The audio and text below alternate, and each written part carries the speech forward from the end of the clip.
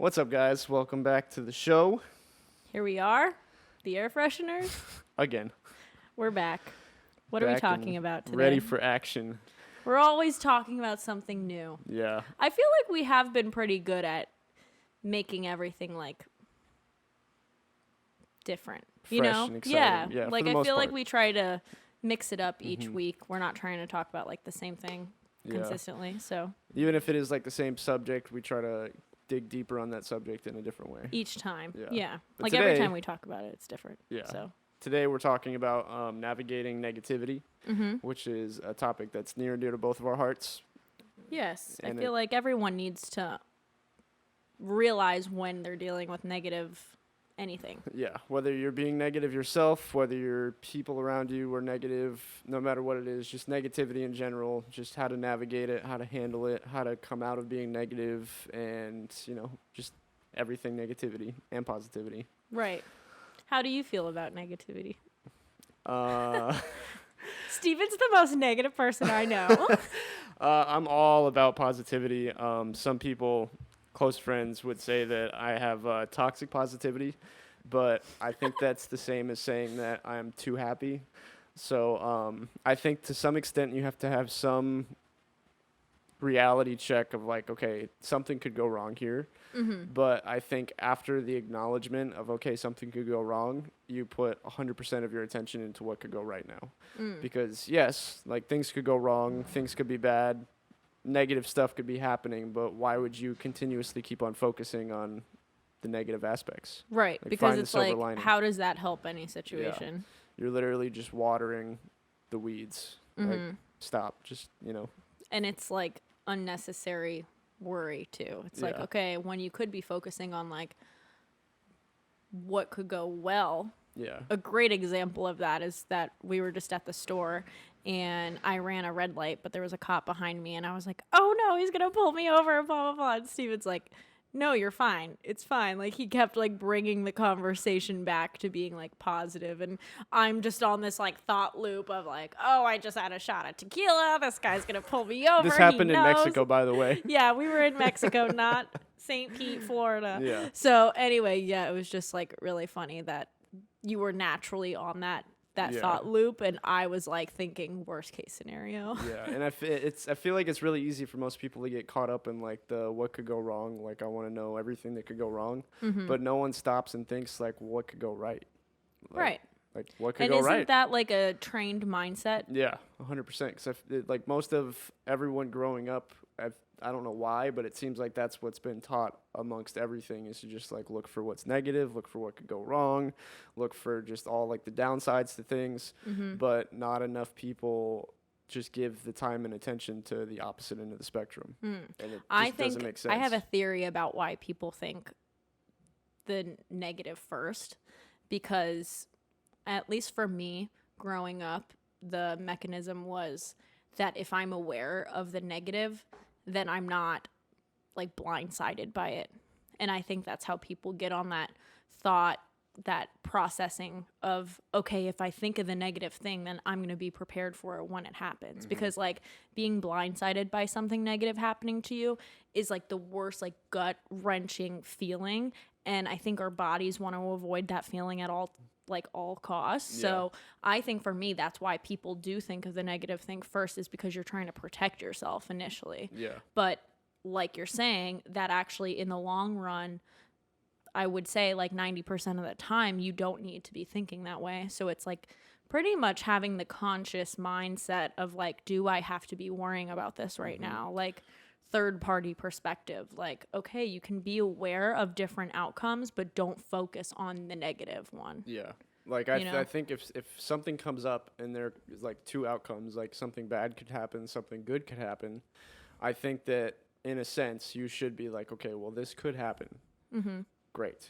Next. Now I think that this great thing could also happen, and if I was to move forward with it, all these wonderful things could happen, and then that's where my mind starts to go. And I think that putting your emphasis on what could go right is far more important, because if you're always thinking about what could go wrong, you're leaving your body in a state of fear. You're living in a state of fear, and then you're more than likely going to start finding things that reinforce those beliefs. So I just, it's You lean towards negative when Yeah. you you press into that, Mm-hmm. which makes sense. It's like, if you're going to think negative things, you're only going to be aware of the negative. You Mm-hmm. won't be able to see as much positive as if you were to go into the day of like, today's going to be a really great day, because you're going to make it a great day. Absolutely. You know what I mean? Yeah. So we have the choice. Yeah. People And are that like, is- oh, it's Monday. Your day hasn't even started and you already have it made up in your head that Monday is going to be a terrible day. Like, no. Yeah, That's it's just true. not, like, why would you immediately think that? And then people are like, oh, yeah, it's Friday, but, like, Friday could be the most stressful day you've had. Yeah, you could have a miserable Friday. Yeah. And then Monday comes around and it could be the best Monday you've ever had. But if you already have it made up in your head that it's going to be a bad day, then more than likely it's going to be a bad time. Right. And kind of like, this is an interesting thing you brought up, but like stepping away from Mondays being Monday. Like, if you work a job where that job dictates what, 5 out of 7 days of your week, like you're hating 4 out of those 7 days, like what percentage of your life is that? Mm-hmm. You know what I mean? You are working how many days a year for you to hate Monday through Thursday? And mostly Sunday, because you're dreading Monday. Yeah. You know what I mean? Like, it's like, why work something where you're, for the majority, you're actually hating like over 60% of the days? Like, that's just kind of sad, Yeah. you know? Yeah. And people talk about Wednesday being hump day, and the week's almost over, and it's like, damn, that's so sad. Like, I haven't felt that way in a really long time, Yeah. which I'm really grateful for. It's really hard to think back to the last time that I was like dreading a certain day of the week. Like every day is a fresh opportunity. It's a new start. It's a new beginning. Like, yeah, there's a fresh week, but that's like it's exactly what you make of it every day. And like, yeah, of course, like, you know, some crazy shit could happen that could completely alter my entire week. I could be having the best week ever and something bad could happen, but I could also be sitting in my apartment right now and have meteor fly through my window. Like, Right. sure, could happen, but like, why am I gonna like waste my energy focusing on like what could go wrong? Like, Right. Monday comes, do everything in your power to make it the best day. Mm-hmm. Like, think about positive If you things. decide it's going to be positive, you're most likely going to have a better day than if Yeah. you thought that it was just going to be another terrible Monday, Yeah. you know? And if not, you tried and you at least went into it with a better mindset and you just keep trying. Yeah. No, it's a good way to look at it. What's like one way you navigate negativity with other people? Like, if you're in a conversation and someone just sits down, it's like, oh, sometimes people just need to vent, and that's a little different. Yeah. But if you notice a reoccurring thing of that person always being negative every time they talk to you, or they're just like bitching about stuff all the time, how do you navigate that? So I'm very selective about like the people that I spend time with, and people that are like that usually don't get much of my time. Not in all cases, but most of the time. And I do notice that like sometimes I do need to give people room to vent. Like if you came to me with a problem, like, yeah, I'm all ears, like let's vent. Just get it out, talk to me about it. But then other times too, if someone starts coming and like just complaining to me about things, I feel like it's pretty easy for me to find the silver lining in whatever they're complaining to me about. And although they might not like it, I'll start pointing out like, okay, well, this, and this is wrong, but what about this situation is right? Or I'll try to like pinpoint small little things that I can like give them some kind of like, here's the light at the end of the tunnel, or like, here's what's going right in this situation. And even though they might like just want to be in a state where they just want to complain and they don't want to be happier, I feel like a lot of people appreciate that, because then you start redirecting the conversation into more of a positive way. Right. And I think it's just good to have that power to be able to help people see the bad or see the good inside of the bad situation. Right. Like letting them talk. And I feel like initially a lot of it is just getting it off your chest. Like you do a lot by just listening. Like I think that's really like 90% of it, because most people just need someone to listen to, or someone to listen to them. But like when you're able to put it in words that they understand, like me and Shelby had a conversation the other day about how word selection is so important, because certain words mean different things to other people. So knowing that person enough to give advice where they're going to be able to hear you in the right way. Does that make sense? Yeah. So I think that's huge. It's like I try to do that as well. Or like if it's something not very serious and they're just kind of going on and on and on and like, kind of recircling the same conversation, saying the same things, like redirecting conversation is so important. And I think I'm trying to get better at that too with certain people. Like if I notice every time I talk to someone, it's all about them, and we talk on the phone for like over an hour, and then all of a sudden they're like, "Oh, I haven't even asked like how are you?" Like it feels just so fake, and like I don't know. I know like you have to be a friend both ways and listen to each other, but if you start to see a reoccurring pattern of you're doing 90% of like, the listening, and like you'll know when it's uneven. Yeah, it's not a two-way street, and at some point you have to realize that there's certain people in your life that are like energy vampires. Like that's just a good way to put it, because it's like no matter what you do when you see them, it's like they're just latched onto you and just want to just dump everything. And then you feel like shit after you talk to them, and you've just wasted all this time, and you're like, damn, I feel so depleted by that conversation, For sure. And like, again, to some extent, like if you come to me with a problem, or any of my friends that are in my close circle come to me with the problem, like I'm all ears, like I'll listen, you can vent, let's talk about it. But like certain people though that I no longer like speak to, or certain people that have just like came and gone, like if it's just a constant like me, my life is terrible, this is bad, it's like, okay, well, I can't help you. Like, you keep draining me down, and then you're also not being open to advice. Let's make this better. Right. Let's figure out what's good in this situation. But some people just don't want that. No. Misery loves company. Yeah, for sure. And people that do want company and that want to bring other people down, like sometimes that's like such an unconscious thing that they're doing. They just want someone to feel as heavy as they do. And it's actually really sad if you look at it. Like they just want someone to like dwell with them and to have someone that relates to them. So like once they realize that they're not pulling you down, and they just keep getting the same advice from you, or you kind of have to cut it off, like they don't really want to be around you again anyway. Those people start to fade, and it's like because you don't give them the type of attention that they're looking for. So. And then even like sometimes in situations like that, like this has happened in the past before, like they have resentment towards you because you pull yourself away, and it's like, well, like take a look at like why I pulled myself away. Right. Like you're blaming me for not sitting around to like be a part of the pity party when I tried to help, and like you weren't receptive to it. Yeah. So, but it's a level of consciousness of like, okay, who's draining my energy? When am I actually listening to like be constructive to like my friends or the people around me, and then just giving certain people like not too much of your time, but just the right amount, and you know, just being aware of like all these things. And outweighing like, okay, every time I see that person, how do I feel? Yeah. If there's 3 to 5 times where you feel like shit after hanging out with them, like you should probably take that into consideration, that might not be a good person to spend your free time with, because we all have a certain amount of free time, and whoever you're giving that out to, it should be important. Like we shouldn't just think that this is like a natural thing. Like we talk about this all the time, that our time is initially could be time spent making money. It could be so efficient. So if you're spending it, giving it to people that are just draining you of energy, like how is that worse than going to a job that doesn't pay you enough? You know, like in a way, it's like the same thing. Like our time is transferred like energy, and it could be something really productive. Yeah. Or you could be with a friend that makes you feel really good,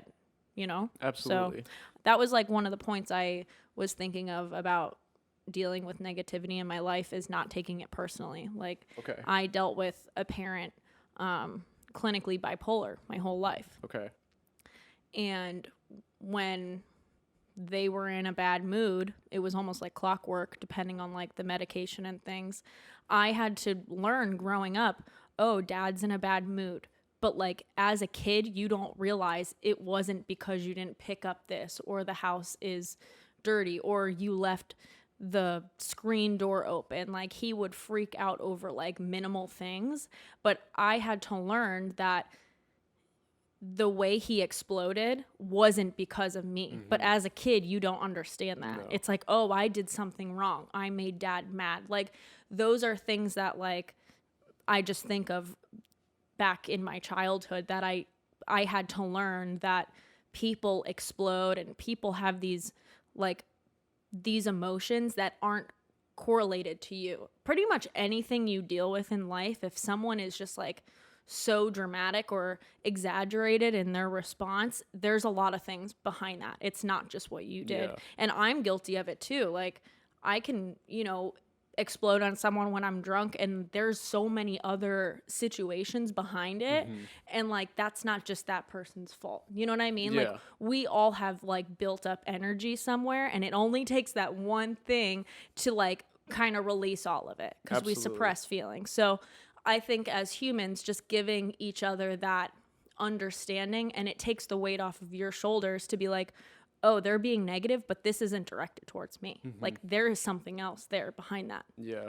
So. It's very important to not take things personal in pretty much any situation, because like, I mean, even though certain things could be your fault sometimes too, though, it's also the way that someone else is perceiving that and what's going on in their life at the time, because what you do to one person could completely affect someone else in a positive way, but that to that one person that just blew up on you could just it was handled differently. Yeah. It's how the perception is on the other side. So that's not saying like punch someone in the face and then be like, I'm not going to take it personal. Right. Like, there's certain situations where it's like obvious that you should take it personally if they hit you back or whatever. But like for the most part, if it's an exaggerated response or someone doesn't understand what you're saying, or you put up boundaries in that friendship and they take it negatively back, it's like, don't take that personally. They're just not perceiving it the way that they needed to. Absolutely. So that's important. I feel like people don't actually think of dealing with negative people, because of course we all have people in our lives that we love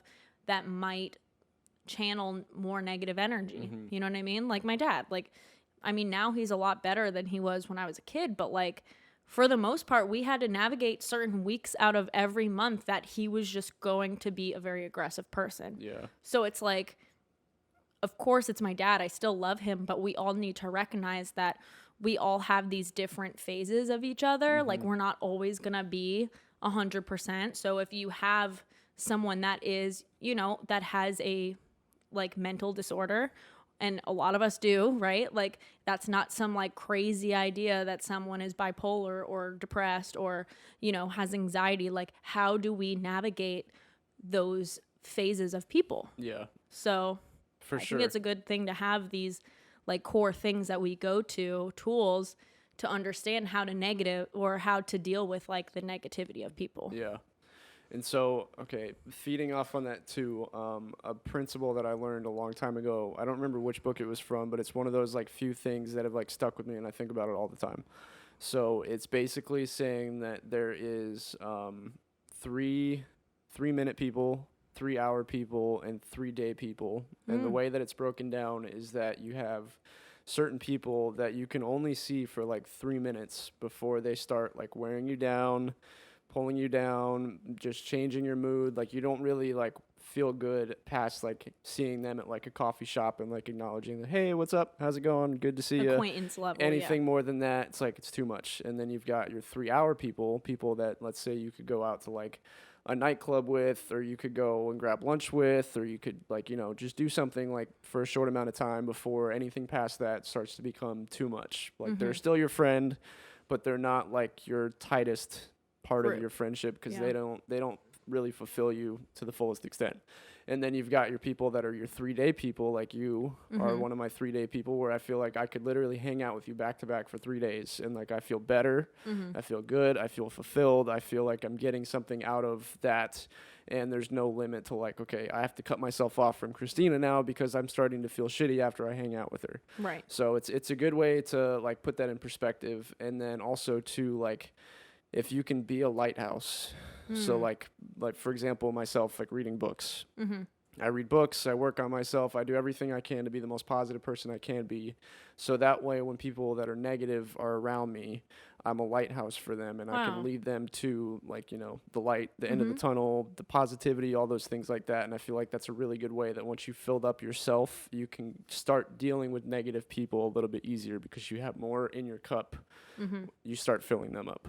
Right. It's like you have enough to give them. Yeah. But if you're depleted already, those people are going to suck so much more energy out of you, and you're going to feel like exhausted physically as well. Like, these are all things that start to show externally as well. I love that analogy about the 3 minutes, 3 hour. Like, I can categorize everyone in my life as soon as you said that. Like, that's so crazy to me that's such an easy way to recognize who is depleting you and who are people that you should have in your life more. Or in the workshop I'm going through, they talk about expanders in your life. So we have a group of people, or you should at least have at least like 1 or 2 people that are your expanders, that when you're around them, they encourage you to be a better version of yourself. They inspire you to be bigger and better, and you know, they expand you, and they're not, and I think it's so hard to find those people compared to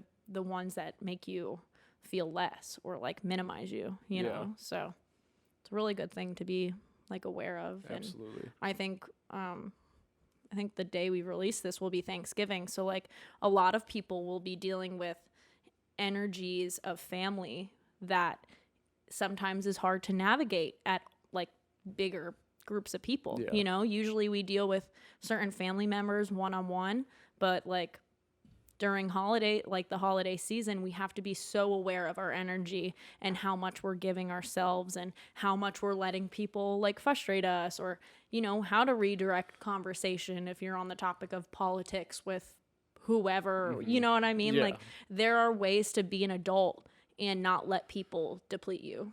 So. And then also too, another thing to feed off on that as well too, is that I think I struggle with this, but there's certain people that I feel like I'm obligated to participate in certain conversations with them about certain things, like politics, for example.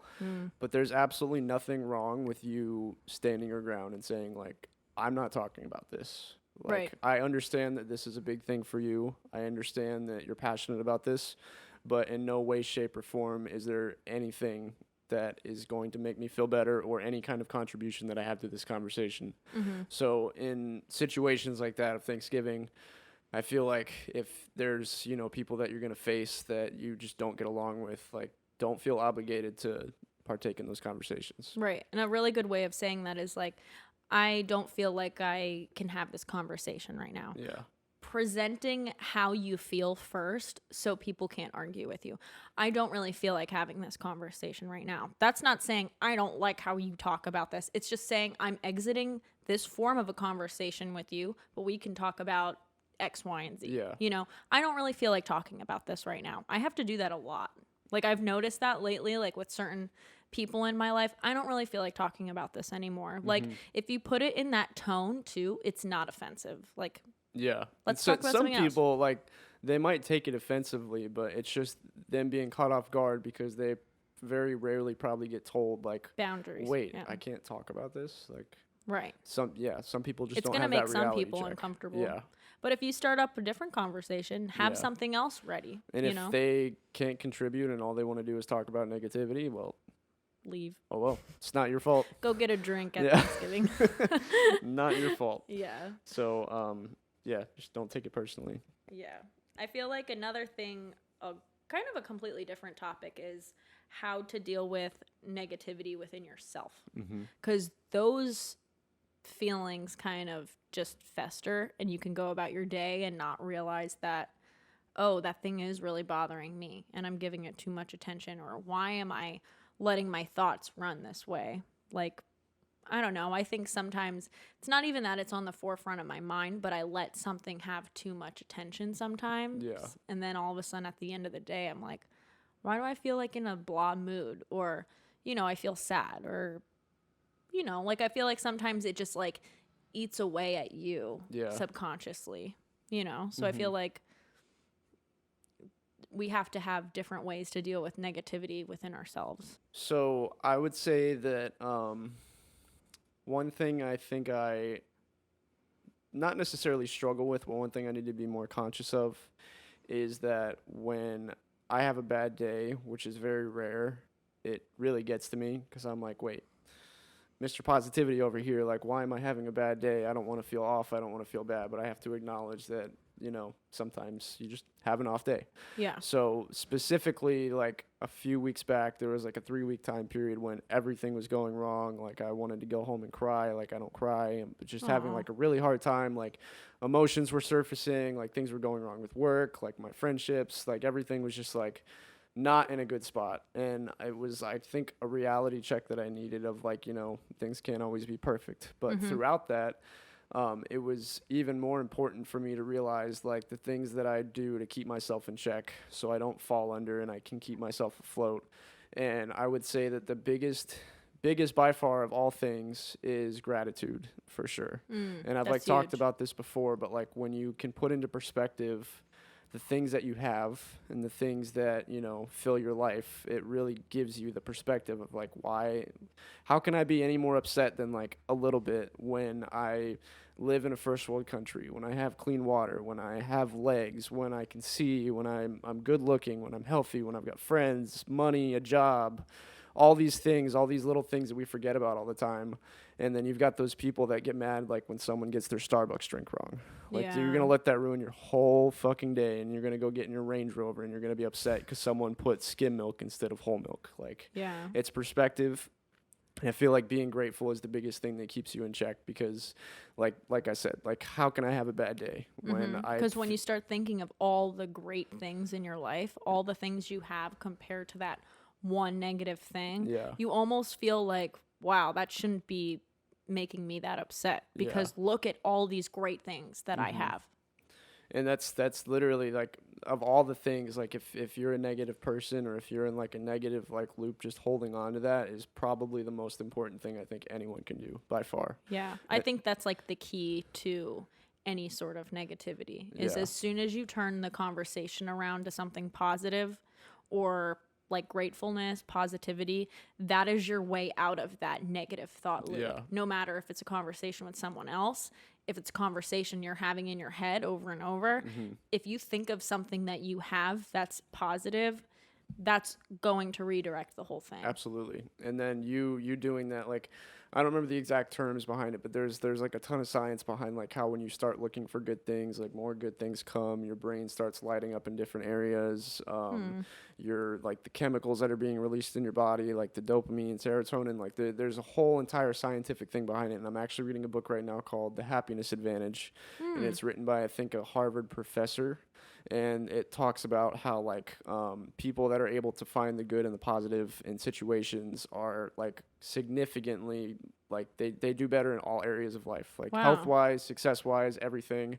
And in a way it kind of sounds like it's the toxic positivity, but it's like toxic positivity while also acknowledging, yes, this can go wrong, but let's focus on what's good. And an example that they give in there is that they asked like 100 people that if a robber came into a bank, there was 50 people in this bank and someone fired a gun and you were shot in the arm, would you consider yourself to be lucky or unlucky? And like Wow. most people will say like, well, that's extremely unlucky.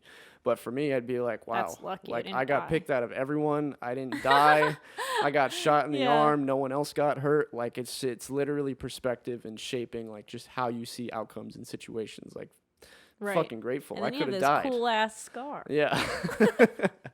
That's so funny that we both were like, wow, we would be lucky Yeah, to get shot in yeah. the arm. But Like, most people would be like, that's the most unlucky thing that could have ever happened to me. wow. That's such an interesting way to look at people's perspective. Like, Yeah. to give that analogy to, say, a friend and see how they respond, you could see if they're more positive Yeah. or negative by how they answer that. Absolutely. That's so interesting. And when you said the book is written by a Harvard professor, Heather was telling me about a class at Harvard that is just on happiness and like I what think that it's the is. guy that runs that class. I'm Okay, almost that's positive, so interesting. yeah. She has access to that class, and she's Oh, like, "Do wow, you? If okay. you want, like, I don't know. I guess her work provided like a course to it or something, and you're allowed to like listen to it or whatever." She's like, "If you ever want to listen to it, let me know." I'm like, "That's so Totally interesting." It's should. the only, I think, course out there on happiness like that. So it's Yeah. so cool that he wrote a book. I have Oh, to let yeah. her know. It's That's it's really it. cool. My financial advisor recommended me that book. Nice, And, okay. It's like I've been reading it. It's just great, and it just like really reinforces a lot of like my own beliefs now. Right. But except now it's backed up with like science and studies, and I'm like, wow, I don't feel bad about being as positive as I am. It's actually No. really good for me. Don't feel bad about being Yeah. positive, Steven. No, that's Yeah. awesome. I didn't even know there was a book about it. That's really cool. The happiness advantage. Nice. Good stuff. And then also another tip I have, I was kind of feeling sad not even sad. I was just like depleted and like kind of blah. It was like 9:30 and I was like, I'm just going to go to bed. And I woke up at 3 and I was like, oh no, I can't be up now. So I like ended up going back to sleep. So like sometimes your body just needs to shut off. Like I Yeah. don't go to bed early ever. So it's like that to me was my way of being like, just give up for right now. You don't have to figure out why. Sometimes Yeah. it's just a hormonal thing. Like it's Sleep on just, yeah, just go to bed. Like maybe your body just needs a break from Yeah. thinking like the constant thoughts. So don't use that excessively. But you know, sometimes your body Yeah. does need to just turn off. Yeah. So For sure. And then on top of that too, like I feel like having some kind of structure or routine based around like you're sleeping and you're waking up, like usually what you go to sleep thinking about the night before is what you'll wake up thinking about. So if you go to sleep in a negative mindset, like it's not always the case, but like if you maybe like meditate before you go to sleep, or you listen to affirmations, or you at least think of like something that you're grateful for, so like that's the last thought you have before you fall asleep. It's not always the easiest thing.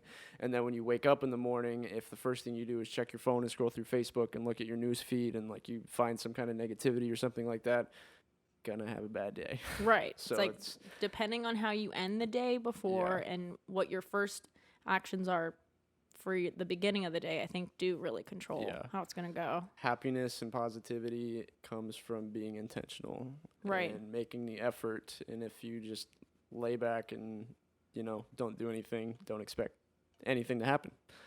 So It's kind of like achieving things too, or, you know, being financially successful. People think that it's just supposed to like come to them. That's how happiness is. Like you have to train your mind to be positive. Yeah. Like that's not going to just happen to you without trying. especially like certain people, like your childhood, how much your childhood affects everything. Like if your parents were like generally negative people, and you heard things like just you said being financially successful, like if parents always told their kids like money doesn't grow on trees, or like rich people are evil, or all this stuff like that, you grow up thinking all these things. But that goes along with every thought that you have. So like if you just immediately look for something negative, like chances are your parents are probably equally as negative, and that's what you were trained into thinking and believing. Right. Yeah. That's a good point. It's like you have to unprogram the thought processes that you were taught. Yeah. Like sometimes people are just negative and they don't understand that they're bringing that into other people. So it's up to you to decide how you want that to control your life. And I think a big part of evaluating emotions for me is to make myself look at like, why do I feel sad? What is the core of why I want this person's attention, or why I feel so upset when I don't get a reaction out of someone that I wanted, or like the love from someone else. You know what I mean? Yeah. If it's a parent, if it's a romantic partner, or if it's a friend that's not listening to me, why do I need that from them? What is it that I'm missing from me that I need it from them?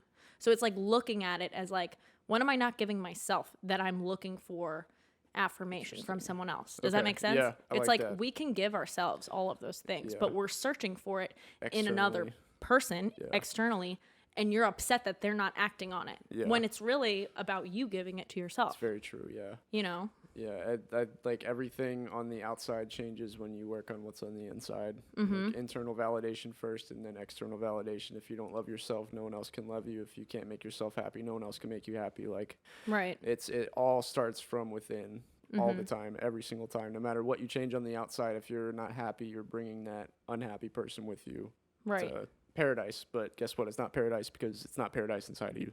Yeah, exactly. It's like you can have the perfect person standing in front of you. You can be on the perfect beach in Hawaii, or, you know, in this like crazy place in a different country. But if your emotional state, if you're not happy with you, that place isn't going to be perfect. You know, Yeah. you can find misery anywhere, and you can Yeah. find like happiness anywhere as well. So For sure. it's just about your thought process and what you choose to believe in a sense. So negativity can be a challenge, but Yes.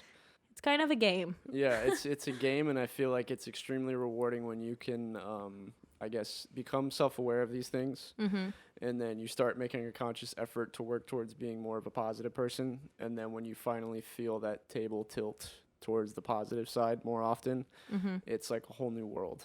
Like literally, life just feels better. Like I remember back when I was in like high school, like I was extremely negative.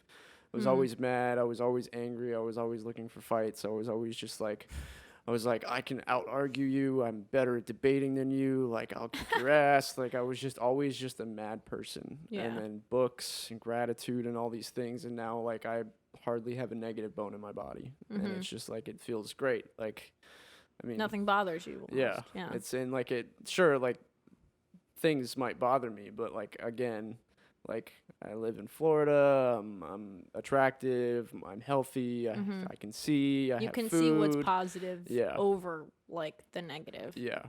So really it's good. the scale, just the scale. Yeah. So it's it's nice to see that. Do you have any takeaways? Like one main key point that you would say would be the most important in all this navigating negativity, whether it's with other people or with yourself? I think my key thing that comes to mind is the not taking it personally with other people. Like, I think that just rechecking, you okay? He's dying over there. I think, like just rechecking the situation, like not taking it personally with others and then checking yourself of why you have certain feelings and why you're feeling negative. So the consciousness of both of those, I think, is the most important. Yeah. Okay. What about you? I would say working on yourself 100%, hands down. And like that also involves like, being grateful. I would say that those are the two most important things, but being grateful is also part of working on yourself. So right. It's a great place to start. Yeah. The brighter you can make your light, the easier it is for other people around you to start lightening up a little bit. And it just feels really good to be in a place that you can just feel other people changing in a more positive way just from being around you. And that's like one of the most rewarding things in life for me is just like seeing someone change in a positive way because of something that you said to them or something that some way you made them feel. So just working on yourself 100%. Books, gratitude, just work on yourself. Yeah, I feel like even listening to things like this podcast, like just listen to us, your life will be great. No, I feel like just listening to things about how to process negativity or, just trying to help yourself is like, that's the best we can do, So. Yeah. All good things. All good things. Well, happy Thanksgiving. Yes. Enjoy your holidays and don't let people get you down. Yeah. That's Thanks, great. guys. I feel like the fact that you said being grateful too. I didn't even realize that we're talking about that. Yeah, just in time for Thanksgiving. Yeah. Don't just be grateful on Thanksgiving. Be grateful every day. Every day, multiple times a day. Yeah, for sure. Yeah. All right. Adios. Have a good day.